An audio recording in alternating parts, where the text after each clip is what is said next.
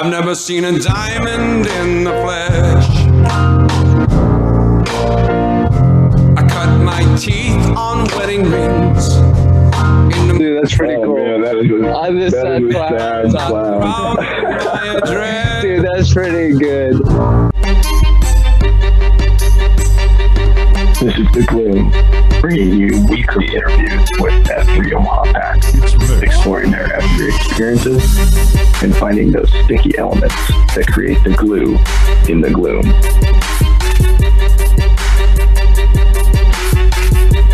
This is the Plague. We got Pony and we got our man Rollbar. And Rollbar has been around F3 since the beginning. So Redwood, but also a rucking extraordinaire and just an all-around high-impact man. So Rollbar, we're excited to just have a chance to get to know you today. And I think if you don't mind, Rollbar, just give us the backstory. Give us kind of the origin of your name, who EH'd you, and looking forward to your perspective on that first day. But we'll just turn it over to you, man. Give us some of that story. Yeah, so Wait Time's daughter and my kids went to the same elementary school. I had no connection to anybody in F3 or had no connection to anybody in F3 previous to that. So he went and pulled all the dad's emails out of the directory for the grade school. So I get this random email, what is F3? And I had started getting a little bit fit starting in that January. I turned 40 in 2018. So I had broken 200 pounds for the first time. In November before, thought I was having a heart attack, ended up in the hospital for a hot minute. I wasn't. I was okay. But it was enough of a wake-up call to go, okay, fatty, we got to do something about this. So I started going to the gym in January, cut a little bit of weight, and then get this random email saying, what is F3? And I watched a little video that you see on the Nation's website that kind of tells you about that. And, free boot camp, hanging out with some guys. Yeah, that sounds cool. I'll go check it out. And so I did, and really, really enjoyed it. It was a good workout. It was a lot of fun. The guys that were there leading it were awesome, like really enthusiastic guys who really kind of helped plant that culture. My name comes from my hobby. When they asked, what do you do? My answer was I drive a Jeep over big rocks for fun. And so I think Tonight Show shouted out Rollbar pretty quick. And I might be in the minority, but I like my nickname. I'm pretty proud of it. That's awesome, man. That's just so crazy, the EHing of Wait Time, just getting that spam email together. I don't know. I commend you for actually taking them up on it. I think if I would have gotten that in my inbox, I probably just would have unsubscribed and reported it as spam. I was awful close to just deleting it. But like I said, free boot camp, you may as well check it out. People pay good money for that stuff. That's awesome, man. I don't think a lot of people have the courage to kind of go and do something like that. That's for free, especially if they didn't know anyone. That's huge, man. Yeah, it makes me wonder if we are still doing that. Maybe we should. Maybe we got to. What are some of the moments in your time with F3? You go back to day one, just the uncomfortable awkwardness of that first Namerama.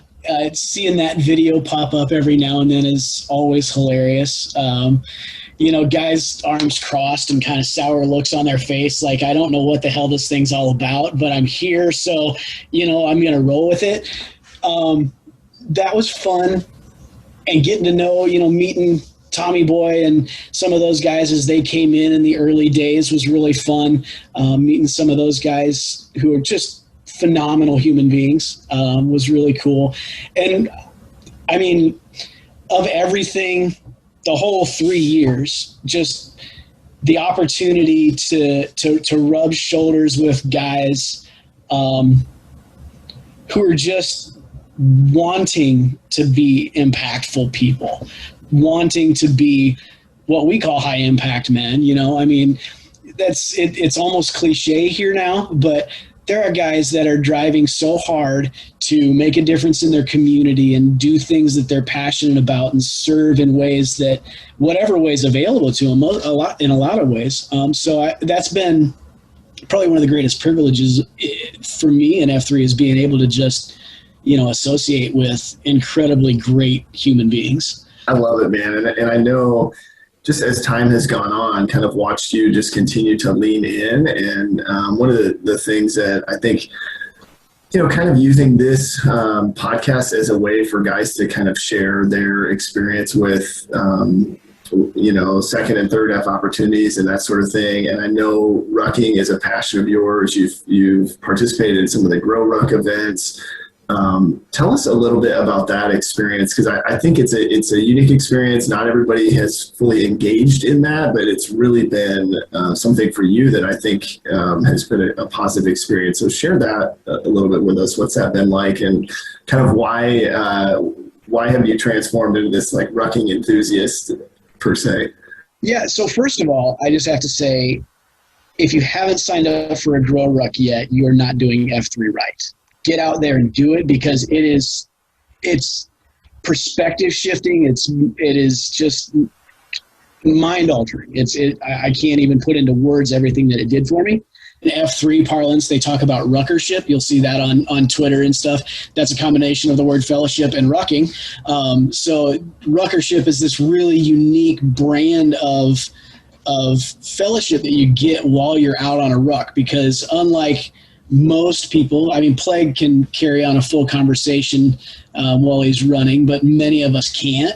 So the ability to get a good workout in, get some good cardio in, and carry on really, really good conversation has been something that I see as one of the major benefits of rucking. That's, I think I mentioned last time, that's really how my Shieldlock got started, was spending a lot of time with those guys under the ruck and just chatting about life and all that stuff, and really found a connection through that. So I think that ruckership is a really unique aspect of rucking that a lot of guys won't see in another format of workout.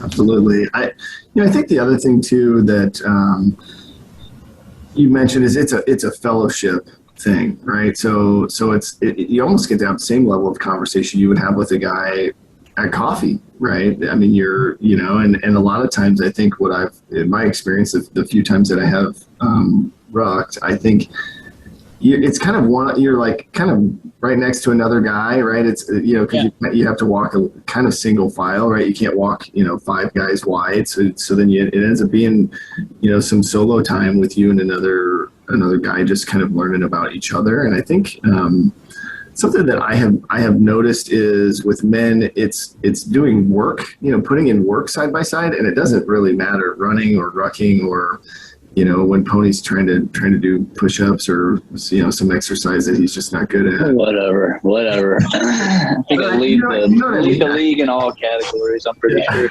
But the experience of going through the F3Q source and learning about virtuous leadership, and then going and exercising that in a period of, as Dredd likes to say, in a period of high stress and low visibility.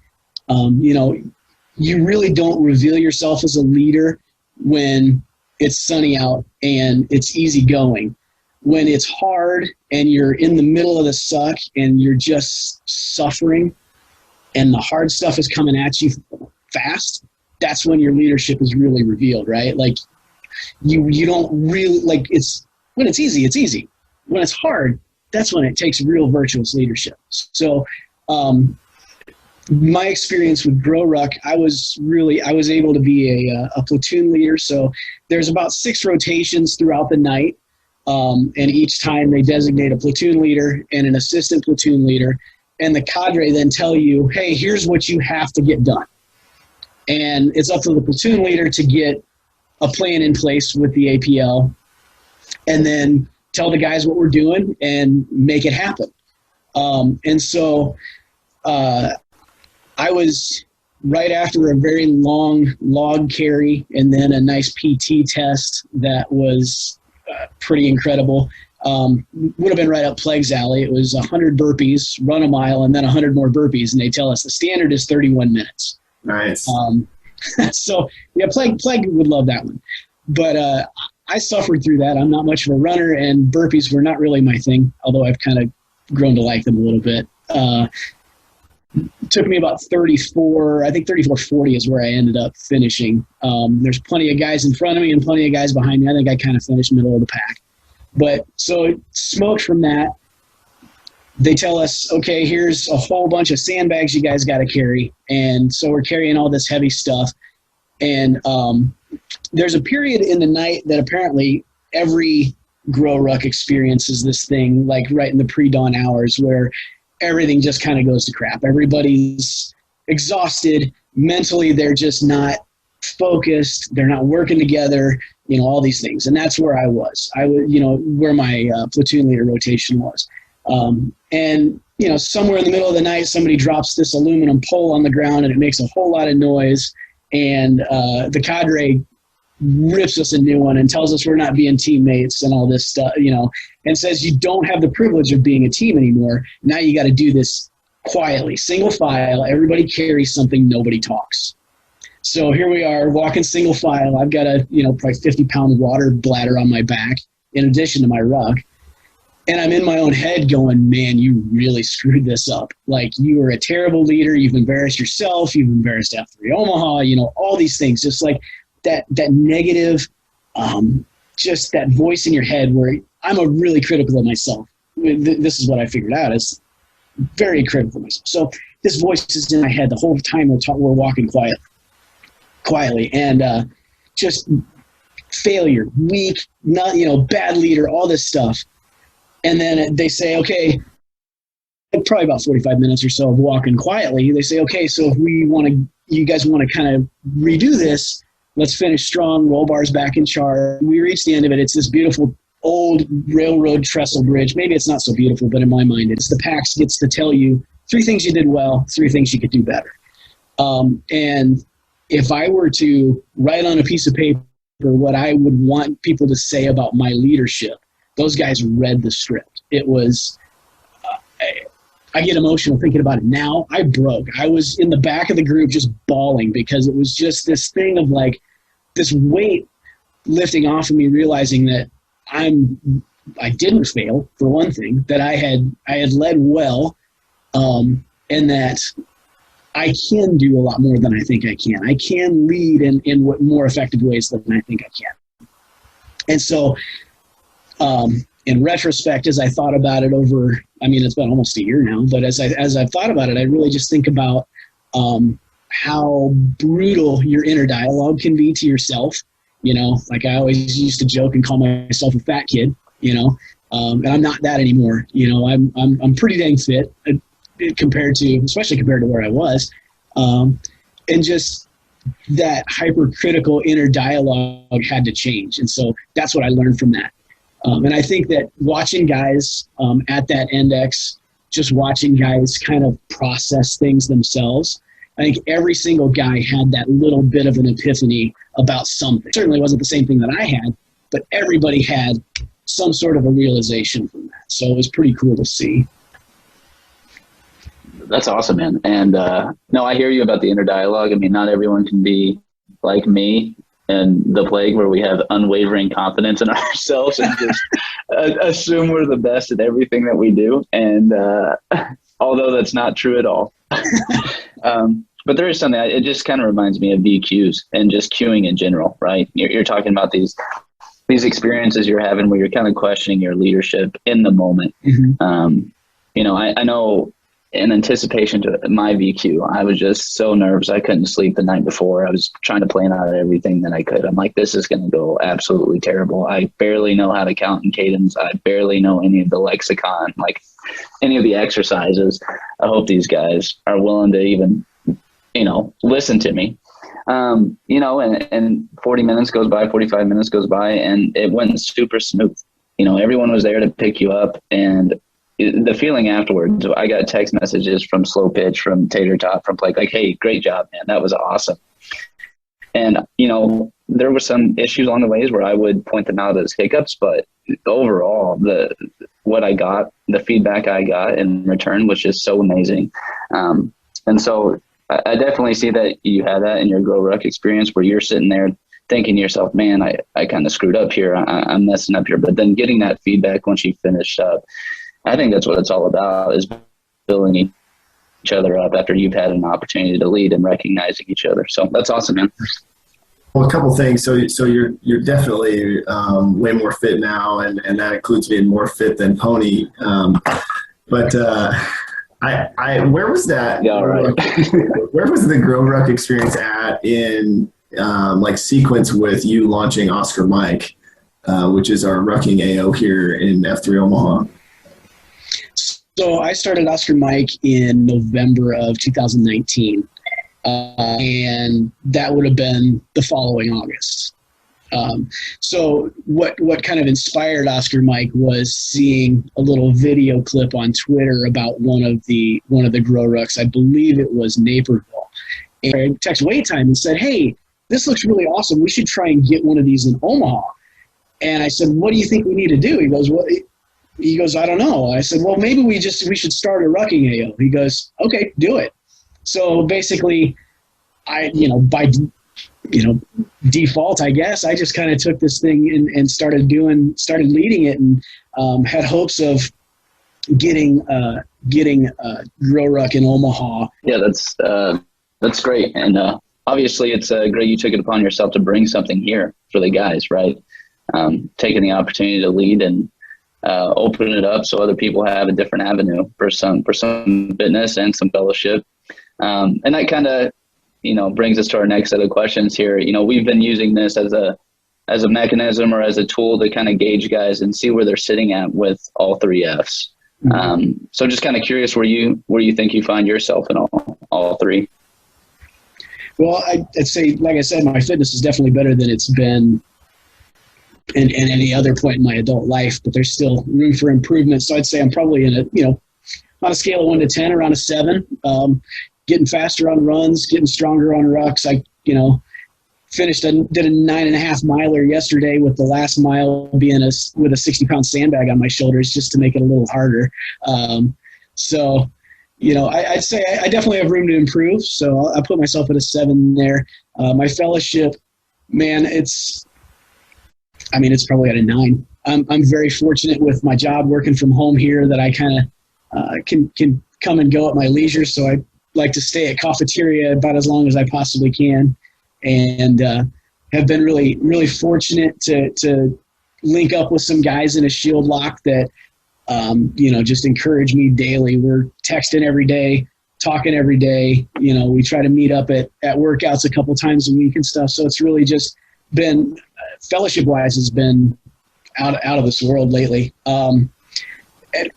Can I stop you real quick and kind of have you expand on that Shieldlock principle and maybe kind of your experience there? So, Shieldlock, I kind of look at it as two things. Number one, you have the little s Shieldlock, the lowercase s Shieldlock of like working out with guys and pushing each other and encouraging each other through the gloom.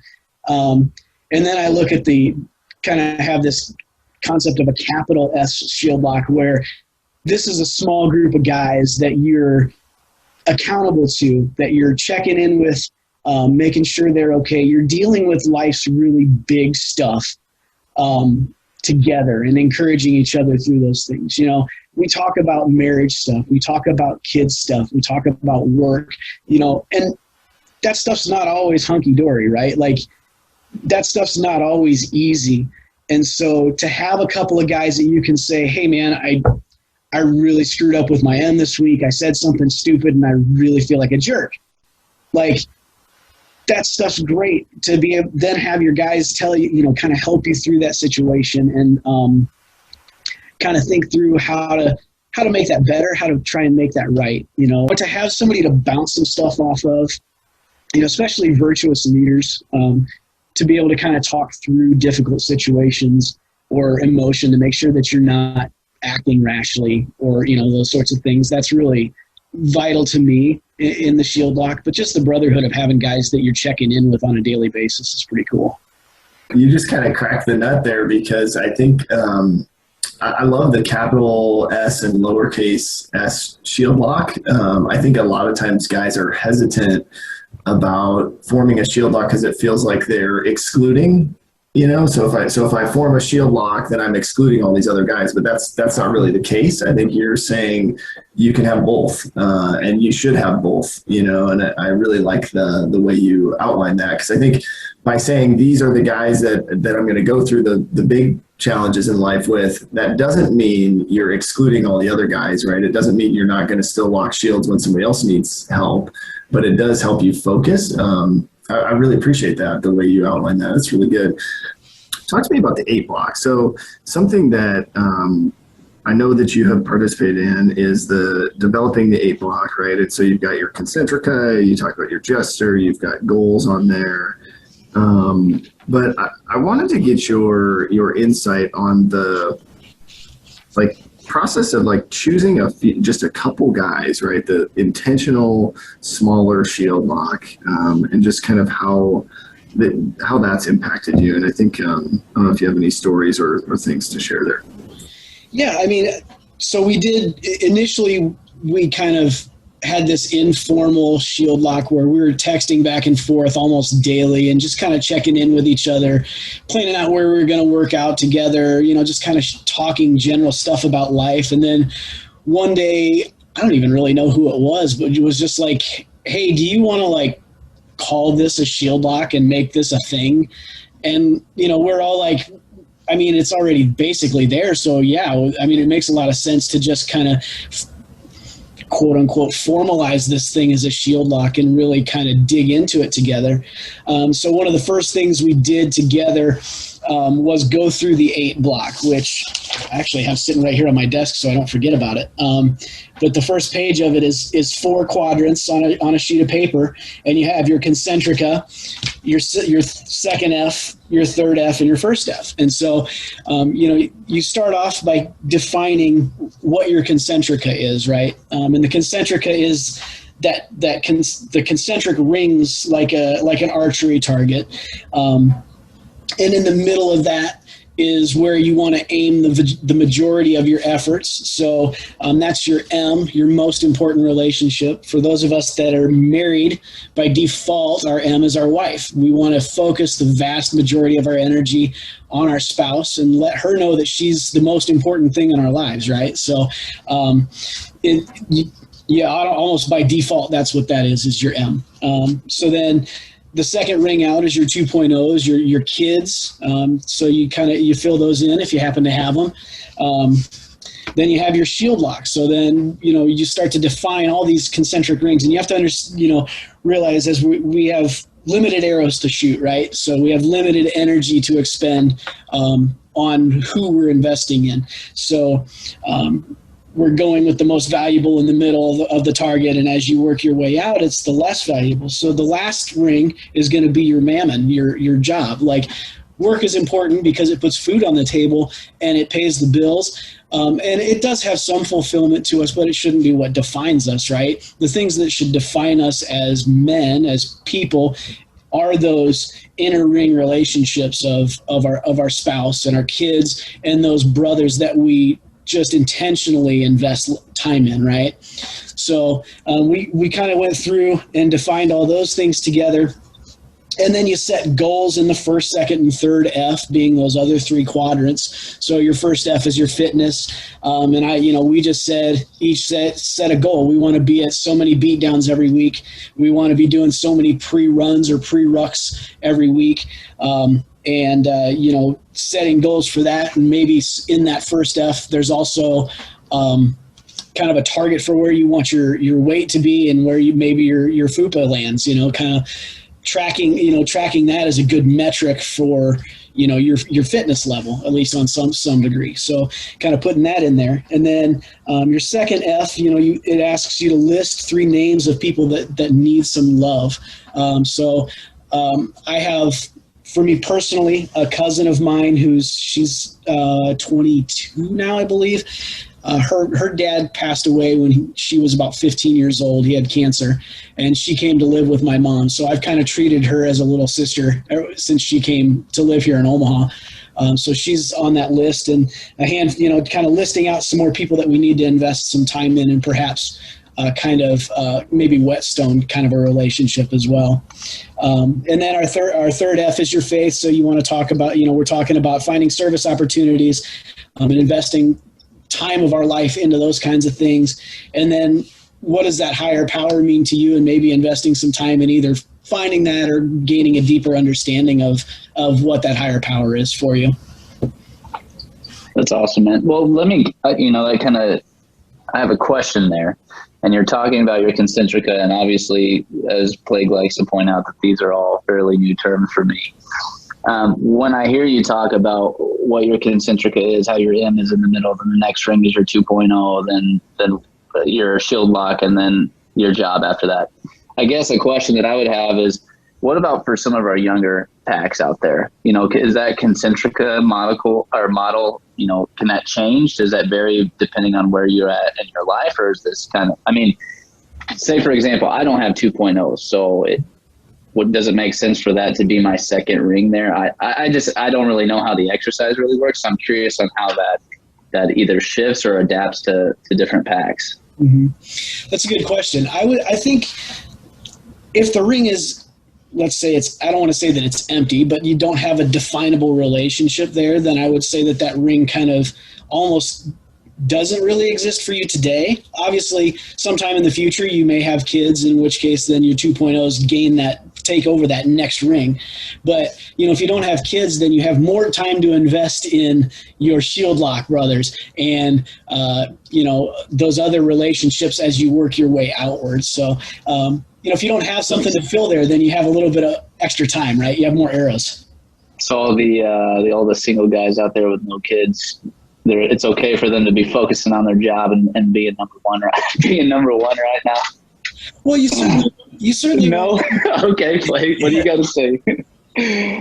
So it's about proximity, right? And so if you go, I'm on the Kindle version of the, free to lead, but page 119, Pony. Hey, hold on, I've got free to lead with me. I swear I do. Kaki's giving me a copy of it. It's turned into a book study.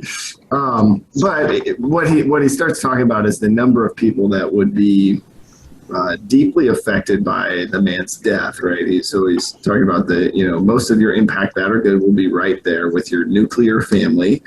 And then from there, though, you move out, right? The 12 to 18 people that are non-nuclear family, friends, and colleagues who would be truly and deeply affected by your death.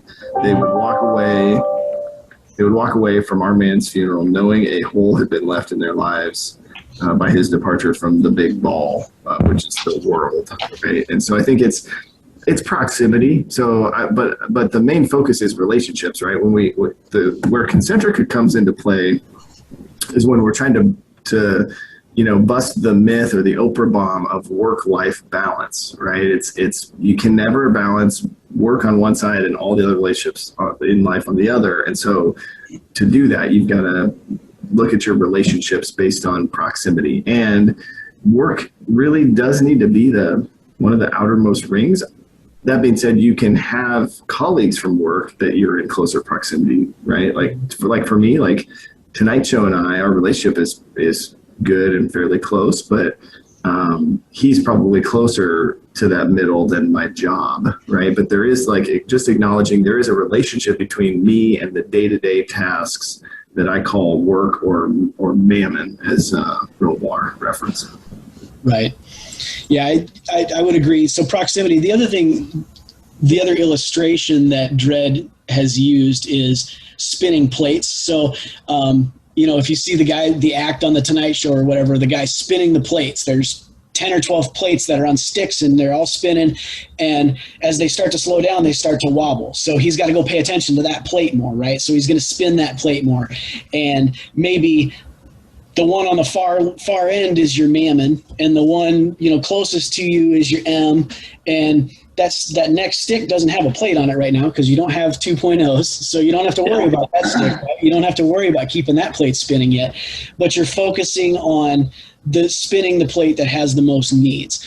So I agree with the Plague. Relationships are the single most important aspect of all of this. Now, your mammon, your job is important because it does pay bills and all that stuff. And, you want to develop a stable professional life, but your initial or your focus should almost always be on keeping those relational plates spinning so that they stay where they need to be. My daughter, Ruby, she's a type 1 diabetic, as you know, and that is a challenge. There's a lot of late nights. There's times where, blood sugar is either running really high or dangerously low. And so phones are making noise and waking us up, and we're dosing or giving sugar to get her back up into a safe range or whatever that may be.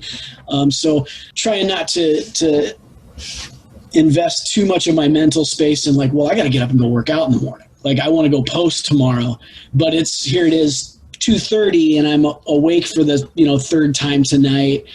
At some point I just have to know that, that ring of 2.0s, I've got to hit the target there tonight. That's just the way it is. And I'm just not going to post tomorrow.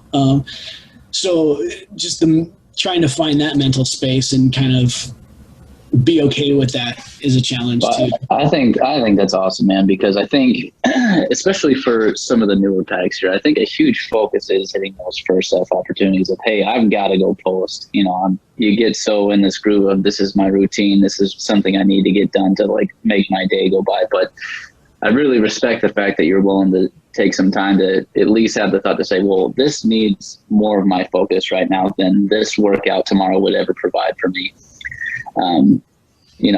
I think Duggins or Honeystinger kind of brought up the principle of smart sacking. I think that's a good example of when you would do that. So that's awesome, man. Something that I know I need, and I'm not good at making decisions. And unfortunately this is out there. We know. but so what's so cool about this, right, is the blueprint for how to make decisions about where to aim your arrows can be found in what you just said, right? I have a decision to make. Am I going to post tomorrow, or am I going to take care of my family, right? And boy, when you use it as a framework for making decisions, it becomes pretty easy.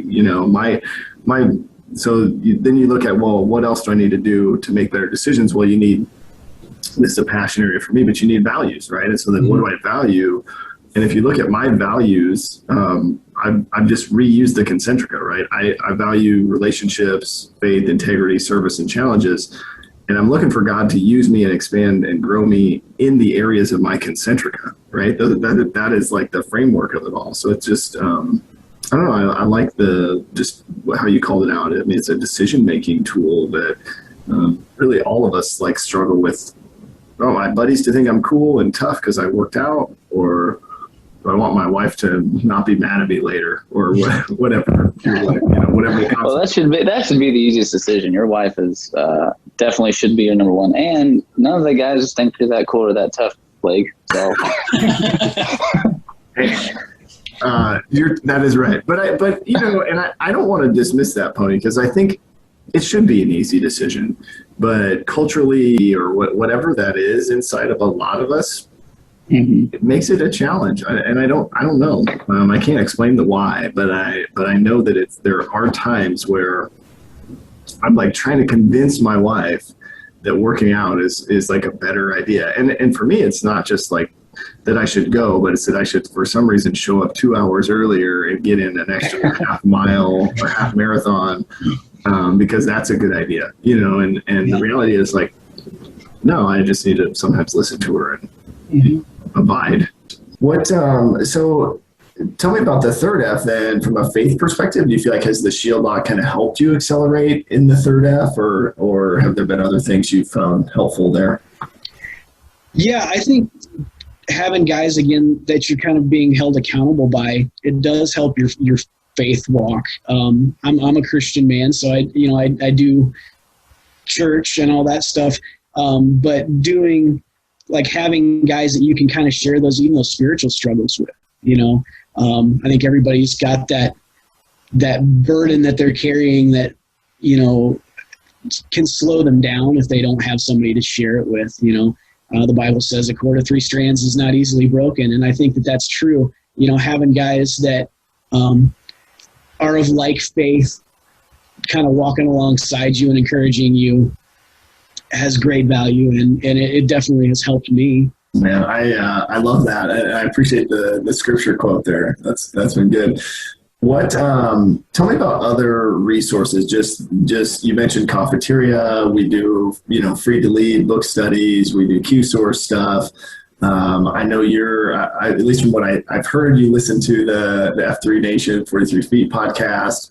What if guys were going to pick a resource or something to engage in to just further their growth, what have you found most valuable, or what would you recommend?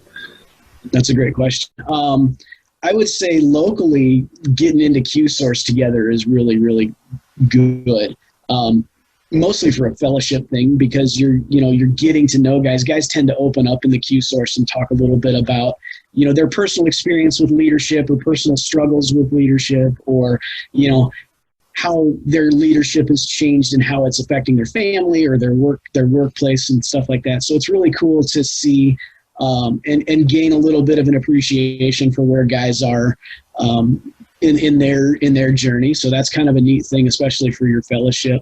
I really enjoy the 43 Feet podcast, particularly, they're dropping on Mondays. They're dropping the edited down Q source stuff. So initially, they ran through the Q source, Dread and Dark Helmet did. And there's about 30 minutes of, chit chat at the front side of it. And a lot of guys, some guys don't appreciate that, and other guys really enjoy it. So they've started releasing those edited down where they cut out the BS at the front and basically just get right down to the substantive portion of it. And so you get about 30 minutes of Q source directly from the guy that wrote the stuff. So it's really cool to hear Dread's deeper insight into it. Least favorite exercise and why? I hate Bernie Sanders up a hill. It just sucks. The quads, the knees, all that stuff just starts burning. Huffy was punishing us with that about 4 times up that hill at the Octagon this morning, and I'm still feeling it. So I hate that. What advice would you give an FMG if he showed up? Come back.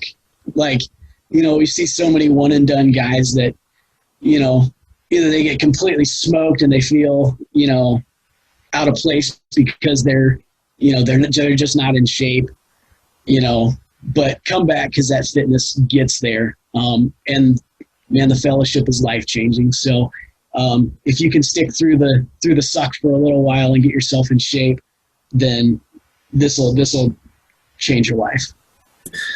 As you're listening to Rollbar, he's got a lot of different experiences within this group, and he's also stuck with it for 3 years. And so just, I think he's open, he's available. If you see him at a workout or at coffee, don't hesitate to ask him about some of his experiences, because I know he would be happy to share. And then the other thing, I'll throw a plug out there. The Oscar Mike group is doing this triple play trifecta on Saturday. So you got a ruck and a run and a beat down.